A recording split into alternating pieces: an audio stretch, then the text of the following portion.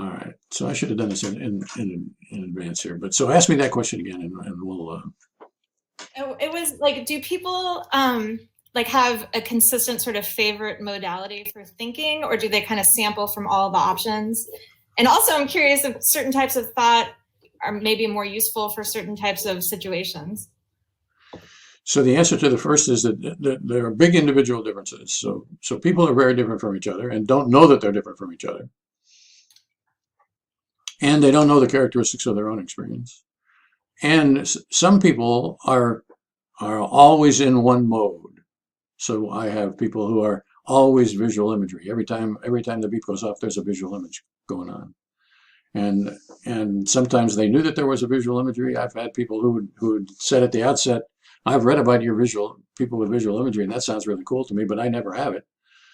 And then when we sample with them, we find that they have it all the time. Oh, And the other way around, people will come in and say, well, I'm a visual imagery. And I said, well, that's interesting. We'll get a chance to see what visual imagery looks like for you. And then they don't have any visual imagery at all. So people just don't know. But the answer to your question is that there are some people who are visual imagers mostly all the time, and other people who really are inner speakers pretty much all the time. And then there are other people who are a lot of stuff. They're just sometimes visual imagery and sometimes inner speech and whatever. And the second half of your question is there's some kinds of inner experience that's better in some kinds of situations. And I think the answer to that is yes, at least in part.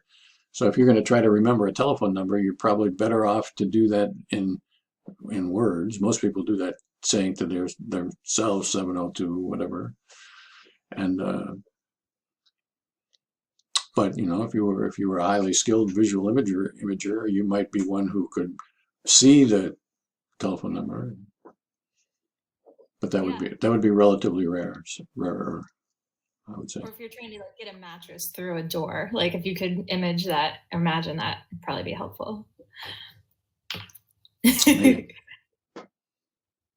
um, I think it's so interesting that people don't know their own thought movies. Like if I think that I'm not an imager, like I think I can't summon up images.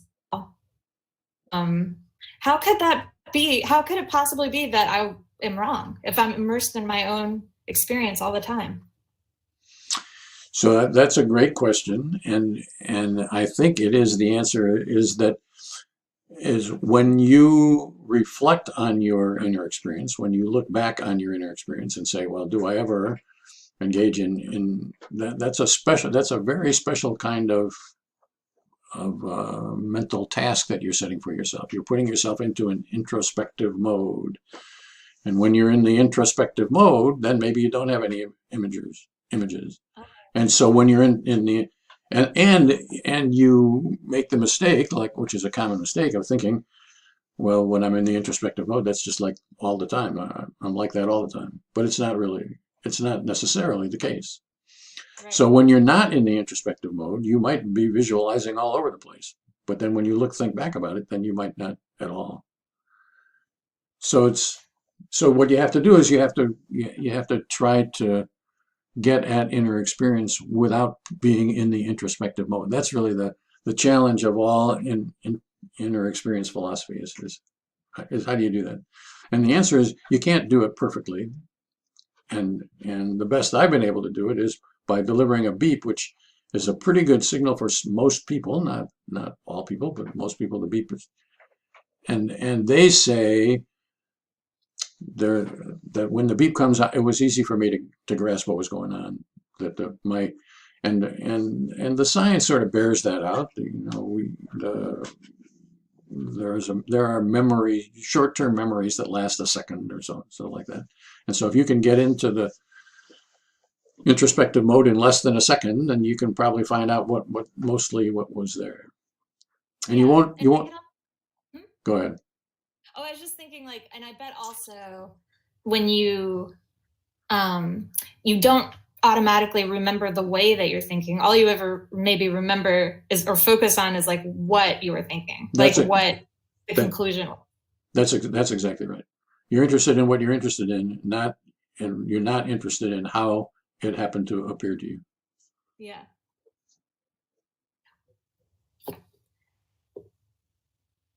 let's see. I'm looking at my questions. Oh, yes. How is unsymbolized thought different from just spacing out? Because I think that's my dominant mode. So unsymbolized thought is a technical term from my point of view, and it's not at all anywhere as close to just spacing out. What I call unsymbolized thought is it's a specific thought, but it doesn't have, and so at the moment of the beep, you would recognize I am in fact thinking at this particular moment, and it would be exactly, you would know exactly what it is that you were thinking about.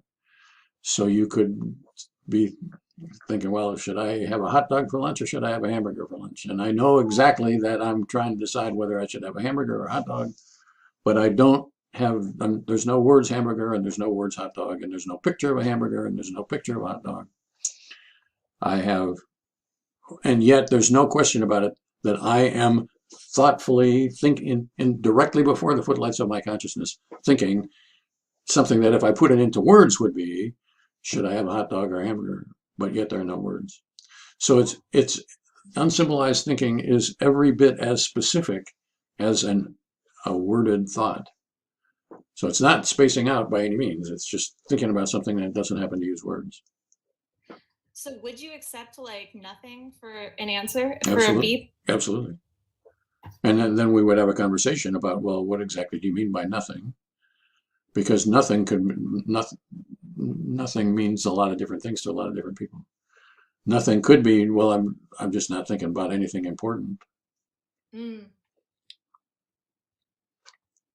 And for other people, nothing means there is absolutely nothing going on in front of the footlights of my consciousness. I'm just moving through the world with nothing is registering. And the same word applies, but you have to figure out what it means. So when we were talking about how you do DES, and I said it's very simple. All you do is you ask people what was going on with them, and then have a conversation about it. That's absolutely true. But you have to be skilled enough to recognize that what people mean by whatever words they use doesn't necessarily. Well, you have to figure out what people mean by whatever words they use. Mm-hmm. Yeah, communication is so much harder than people think it is. Yep, that's exactly right. What are the like? I feel like I should be able to answer this question, but I can't remember. Well, actually, what is the difference between unworded inner speech? How is that different from conceptual thinking? So by unworded inner speech, do you mean that literally, unworded inner speech? Or do you mean unsymbolized thinking? Well, I meant literally that because that's what it said in your paper. Okay, so you meant unworded inner speech. Yeah, how's that different from conceptual? So let's first off, let's establish what I mean by unworded inner speech and see whether we're in agreement about the same thing. So most people, when they engage in inner speaking, will be able to tell you, this is what I was saying, and these are the exact words, and it had inflection. I went up if it was a question mark, it went up at the end, and if I stuttered, maybe I stuttered in my inner speech too. So they can tell you the characteristics of the inner speech. And sometimes people will say, well, I was saying something to myself, but there was a word missing. So the gist of it was this, but the middle of the sentence, like the word was just missing. So I was saying to myself, should I have a hot dog or a hamburger? This time I'm actually saying that in inner speech, except that the word hot dog wasn't there. And so what I was actually saying was, well, should I have a hot or a hamburger? Should I have a or a hamburger? So rhythmically there was a space for it, what I call a hole. There was a hole in an HOLE hole in the sentence, but the word wasn't there. So that's what I would call partially unworded speech. But it also sometimes happens, not very often, but sometimes happens where somebody will believably report, describe, I was innerly speaking, and yet there were no words at all. Everything was holes. So So it's like partially unworded speech taken to the entirety. And that's what I call unworded inner speaking. So I experience myself as speaking, Uh-huh. and yet there aren't any words. So the difference between that and unsymbolized thinking is that in unsymbolized thinking, there was no experience of speaking. There was just an experience of thinking. Yeah. So That's now, to try to answer your question about what conceptual thinking is, well, we'd have to figure out exactly what you mean by that. That's not a technical term of mine. So, if you meant by unsymbolized thinking, sorry. the difference between unsymbolized thinking and unworded inner speaking is that in unsymbolized thinking, there is no experience of speaking. And then what conceptualization and what some people think of was deep thought or something like that, that's not necessarily worded at all, and it's not necessarily unsymbolized at all. I think your whole body and whatever is engaged in that kind of process. And so when you're trying to solve some problem for yourself, and later on the answer appears to you, well, how you got from here to there is not. I don't think we actually know much about that. For sure, I don't know much about it. It seems to require taking walks for me. There are a lot of people for whom that is true, and there are. I'm reading a paper right now where the theorist is saying it's taking a walk is just exactly what you need to do to reunite the body with the mind. Huh. I'm not so sure that I think that's necessary, but I like to take walks too, so maybe it is.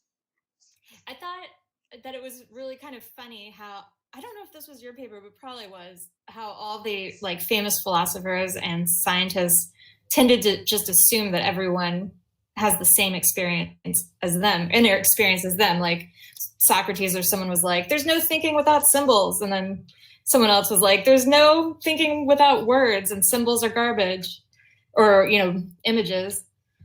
Why do you think like we all assume that everyone else's inner experience is the same as ours?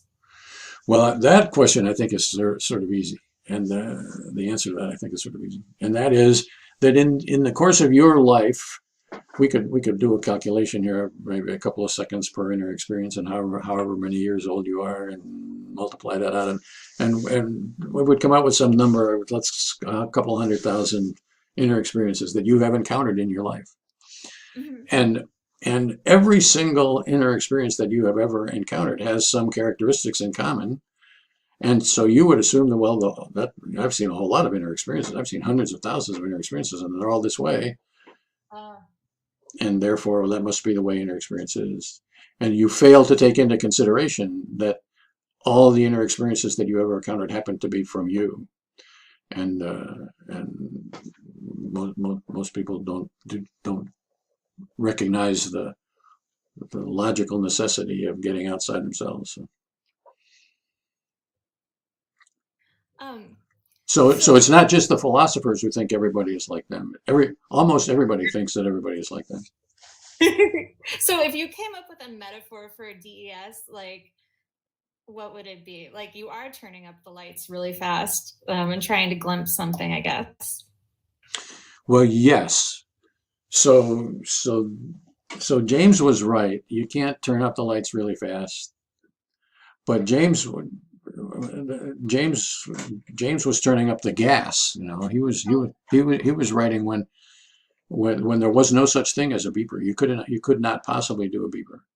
So now the beeper has a much faster rise time than the gas jets of James's time.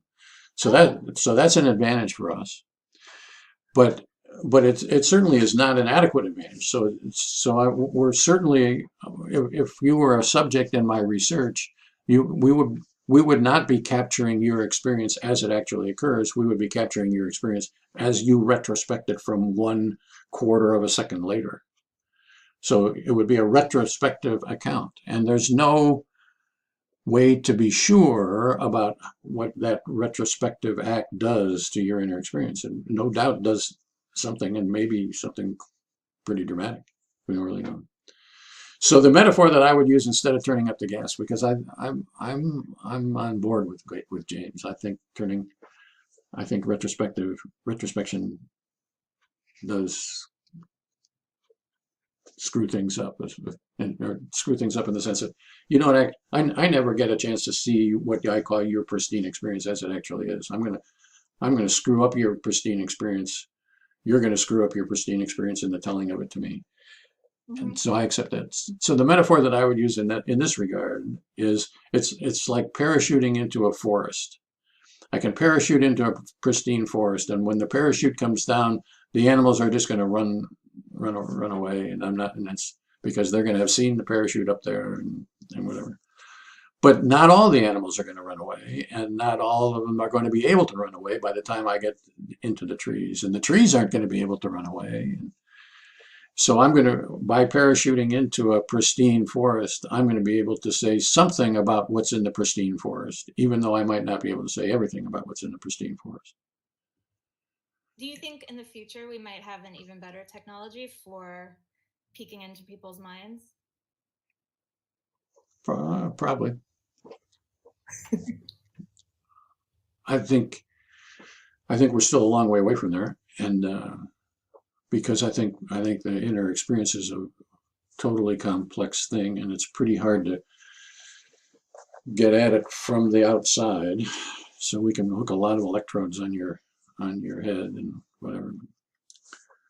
But I've been around long enough and made enough errant predictions about technology.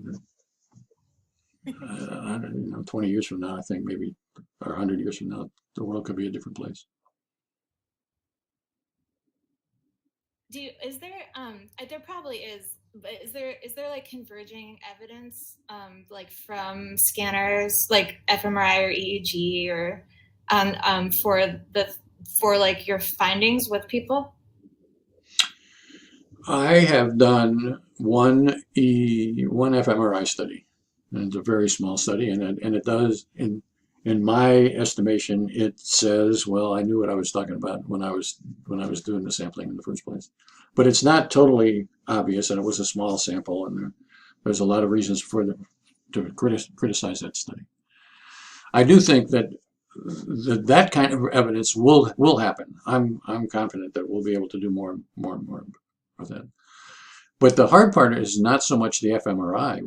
There are 100,000 fMRI machines out there, but there's hardly anybody. You can count on your fingers of one hand, basically, people who are really trying to get at inner experience as it actually occurs in what I would call high fidelity. That's a rare occurrence. I'm kind of surprised it hasn't taken off. Like, me too. But on the other hand, maybe I'm not, because there's such a what's the word, like a taboo against even thinking about inner experience and insight in the world of psychology for so long. Like, you probably wouldn't have even done it if you weren't kind of an outsider when you joined the area. I think that's probably true. But I have thought from the very beginning, when I wrote my first book, which was 1990 or something like that, I thought, well, the world is about to change because this book is out there and people are reading it. They say, oh, obviously you got to do that, but it hasn't happened. There's lots of social psychology reasons why that is, but it seems to me so obviously something that people should be interested in that I would have thought that there would be a long line of people at my door trying to get into my studies, but that it isn't really the case. Yeah, I've been wondering, I feel like there's been a bit of a shift recently, maybe because the internet has allowed like sort of minority groups of people or people with maybe like unusual experiences, like face-blind people, to find each other and sort of talk about their experiences. Like, I thought that might be part of why it's taking off. And also the other part of it being that we can get a little bit of objective data with scanners these days. So I think you're right. I think there is more interest now than there has been. So when I started this work, which is in 1973, built my first beeper in 1973. The I was way well out on the outer fringes, and now I'm more or less in the center of the world. And so the world had, and I don't think it's that I've changed much. I think the world has changed somewhat. But and I do think the reasons that you gave are part of the reasons. But but even now, people aren't willing to do the work that is required. So you say, well, people who are face blind can get together and trade stories about being face blind, but but I would say, skeptic that I am, I would say you cannot believe, there's no reason to believe that what you would call face blind is the same thing that somebody else would call face blind, and that your inner experience is the same as somebody else's. And there's no reason to believe that you and somebody else could figure that out by chatting about it. You need to be substantially careful about it, and then you might Yeah. find something pretty interesting if you did it. Yeah, definitely. I think it's a little bit of a gross effect, like that everyone can agree on. Like all the people who are non-imagers, are like, I always thought counting sheep was a metaphor, and all the face blind people are like, my friend cut her hair and I couldn't find her, and but like the way they get to that problem could be different for everyone. Or different, there could be a couple different ways, I guess. So let me give you a couple of examples of why you shouldn't believe anybody that tells you about their inner experience.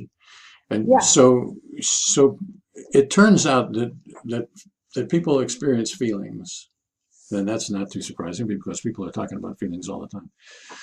But but when somebody says, when somebody reports about their feelings, I was feeling this, it turns out that the actual inner experience, as best I can figure out, and I've been pretty careful about it, that there's a lot of different things that come up in the feeling business. So there are some people who say, I feel in my heart that X or whatever. And what they mean by that is, I feel it in my, maybe not the physical organ, but where the physical organ is in here. That's what I feel. That's what it means to say, I feel it in my heart. And somebody else would say, I feel it in my heart. And they mean something entirely mental, has no physical referent at all. And what they mean by that is a metaphorical, I mean this, I experience this very deeply. And when two people who are talking to each other say, I feel it in my heart, and the other guy says, well, I feel it in my heart too, they don't ever know that their experience that they're describing is different from it. They believe, it comes back to what we're talking about, everybody thinks everybody else is like them. So if I'm the kind of guy who feels it in my heart, really in my body, then, and you say, well, I feel it in my heart, well, I think you're talking about your physical body. And if you're the kind of person who feels it mentally, and I say I feel it in my heart, well, then you think I'm describing the same thing that you're describing. Right. And it's quite difficult to tease those things apart. I think it's possible. I've spent my career trying to do it, but I think that it's quite difficult. Yeah. And another example is that people use the word think, and they think they mean the same thing. So when I said I was thinking about this, and you say I was thinking about that, I think that you think that you're thinking like I'm thinking, and you think that I'm thinking just like you're thinking. But it's not the case. People use the word think when they're describing their own processes. They use the word think to mean whatever is their most frequent mode of inner experience. So if I'm a visual imager, most of the time, when I say I think about something, what I really mean is I was seeing a visual image. And if you're a feeler most of the time, so you spend most of your time engaged in an emotional thing, then you will say I think. And when you say I think, you mean, well, I was really feeling it. And when somebody else is engaged in inner speech frequently, and then when they say, well, think about something, they mean I was saying it to myself. And nobody knows the difference. Everybody says I think, and then they believe that everybody else understands what they mean, and it's not true. Yeah, it's funny because I mean, I remember, of course, I think this happens to every kid at some point. They're like, what if the red I'm seeing isn't the same red that someone else is seeing? And we've all just learned to call it the same word, you know? And that actually is the problem with every conceptual word. Whether it is the case that some people, when they're angry, they say, I was seeing red. Uh-huh. They mean that absolutely descriptively, that if a beep happens right then, they got a red, it's red. The stop sign red. Wow. And other people who say I was seeing red, they mean that entirely metaphorically. I was seeing red has entered the language as a way of describing more or less extreme anger. Yeah. And they will say I was seeing red, and there's no red feature to their experience at all. And the same with blue, and other characteristics of some people say I was thinking it in the back of my head, and they mean it was back here. And other people, when they say I was thinking in the back of my head, they mean, well, I just wasn't really paying too much attention to it. Yeah. So when you go and do conferences, do you just open with like, none of you know what you're thinking or what anyone else is thinking? Yeah, basically. Maybe I don't open with it, but it's going to come out pretty soon. So who is doing this research that I can pester? Because I really would like to find out what I'm thinking. Well, the DES kind of research, I would say the only people who are doing it are people in my lab. Unfortunately, I haven't been able to sell the ideas too widely, which is also surprising to me. But so if you want to do it my way, we're going to have to do it with me. And I would say, well, maybe we should do that. And so we could decide that you could be a subject like Ryan and Lena and the Ryan and Lena things, and I think that would be interesting. So from my point of view, it would be something like, well, here's a woman that I don't know from Adam, who wrote to me and says I got face blindness and whatever other characteristics you said you had. Yeah. And I said, well, let's hook you up and see what's going on. And we could do it in the same way that we did it with Lena and Ryan, which would be we could roll them out on YouTube sort of as we go. The reason that I did that way with Lena and Ryan is that people very often accuse me of cherry picking my data or whatever and reporting only the things that appeal to my sensibilities, and I don't think that's true. But I can say, well, I don't do that, but nobody say, well, I don't believe you. And so the Lena and Ryan experiment was something like, well, I'll videotape them and I'll provide the transcripts of them and I'll put them out there as they happen, and then you can figure that out. I wonder if Ryan ever wrote a blog post where he was like, I thought in words all the time, but it turns out I think in these other ways. He wrote a blog post, something like that. I think you can look up his blog posts for yourself and see what you think he said. But I would say most people they go through phases, which is like, I didn't know that I did that, and now I know that I did that. And that's a shock to me. My inner experience is sort of shocking to me. And then a little bit later, it's, well, I knew that all along. And, oh, wow. And it wasn't really true. But the fact is that it's very hard to remember what it was like when you were different. Yeah. So if you learn something about yourself, after a while, it seems like you've known that all along. Yeah. And that's true for me too. I'm not being externally critical. I mean, everything that I've ever written about inner experience, it always seems like I've known this all along. And yet I can go back and read what I wrote 20 years ago, and I can see, well, apparently I didn't think that then, but I don't remember not thinking that. I have evidence that I wasn't thinking that, but it seems like I always thought that. For the record, I think that I only can summon up the faintest of mental images, so I can't imagine that I would use that modality for thinking very often.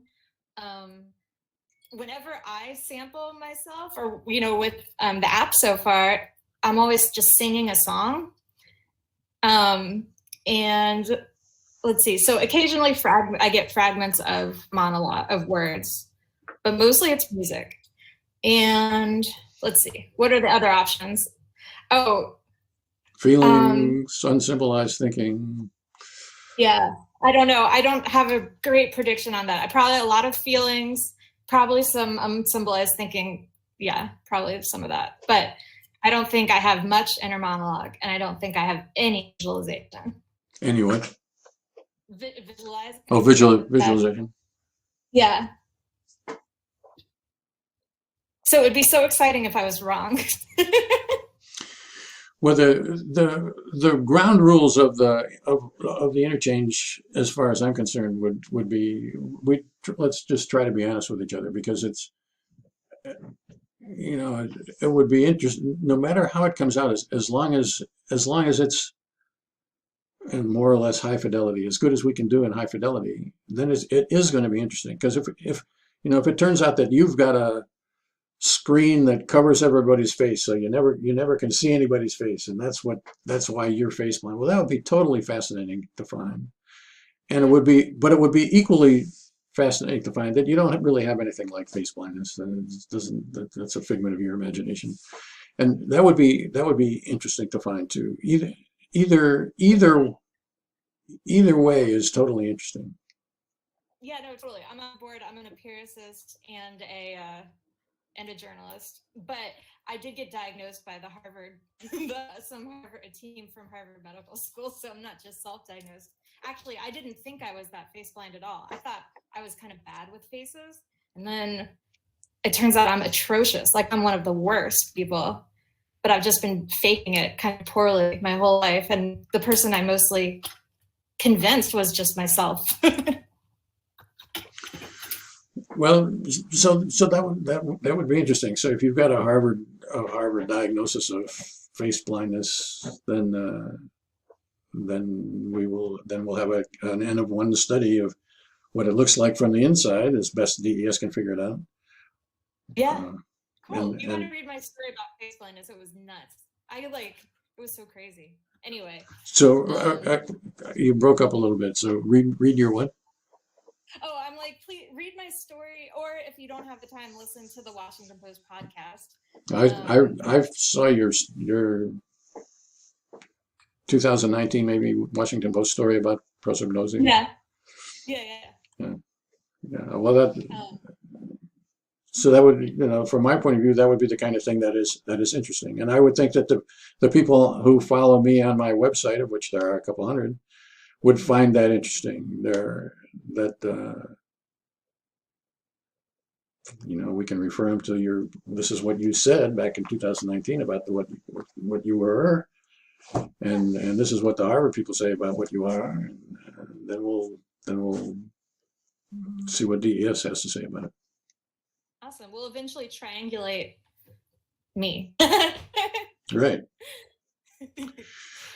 So if you're game, yes. All right, then I should send you a beeper. Yay. There are ways to get around without a beeper, but the beeper is enough that I think we should use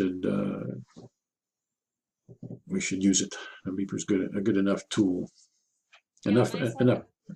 Sorry. Oh, I just said my cell phone's glitchy. Yeah. Well, everything is glitchy, but including my beepers. But it's still better than any of the alternatives that I know. So why don't you email me your address to send you a beeper? Okay. And well, I guess the first thing is that after we hang up here, you should think about this as to really whether you want to do it or not. And so it's not my force of personality that is somehow coercing you across the airwaves. I think I coerce first you, but cool. And I would say part of the ground rules should be either one of us should be able to resist that coercion at any time. If I decide, oh hell, now that I've really met this woman, I don't want to have anything to do with her, I should be able to do that, and you should be able to do the same thing at any point.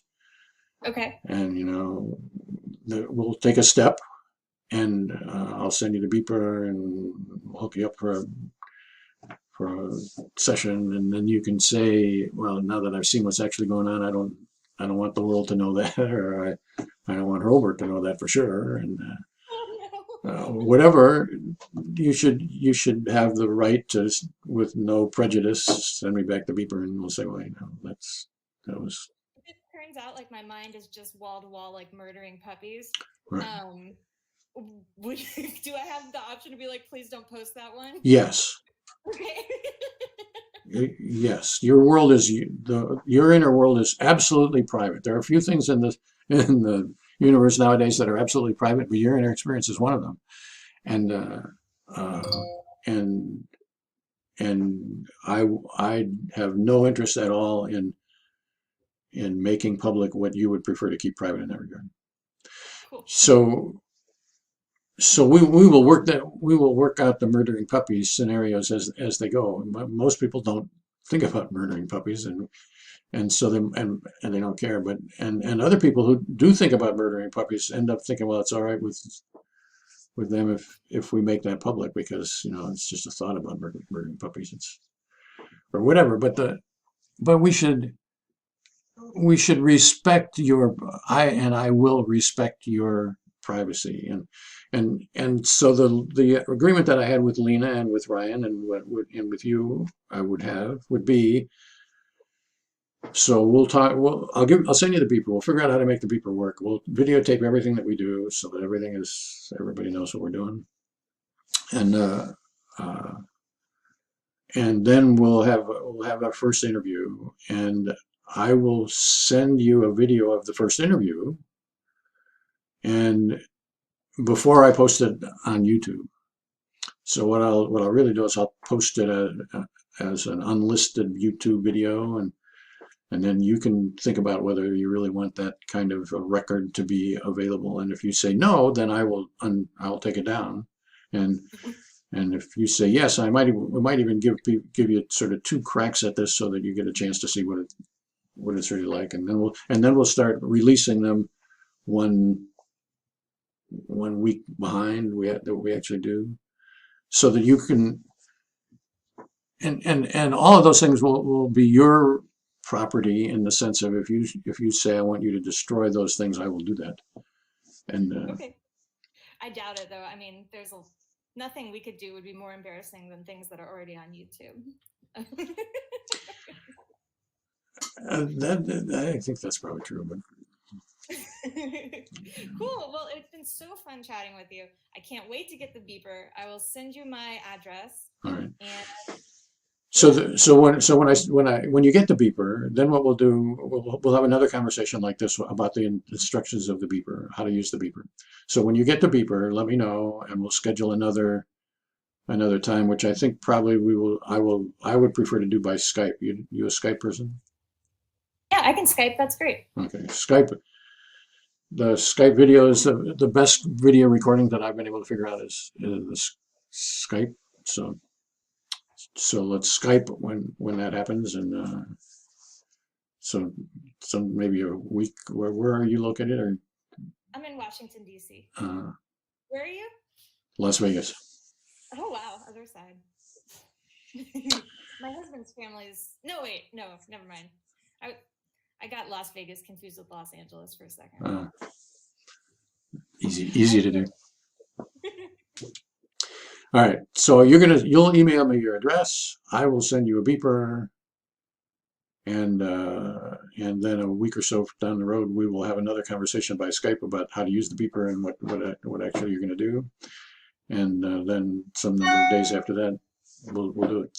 And I might invite a student of mine to participate. Is that all right with you? So so I'll probably ask the same Alec who's in the Ryan and Lena just because it's good for everybody to have a little honesty and keep a little honesty involved in it. Yeah, great. All right. Well, could be interesting. Yeah, thank you so much. All right, my pleasure.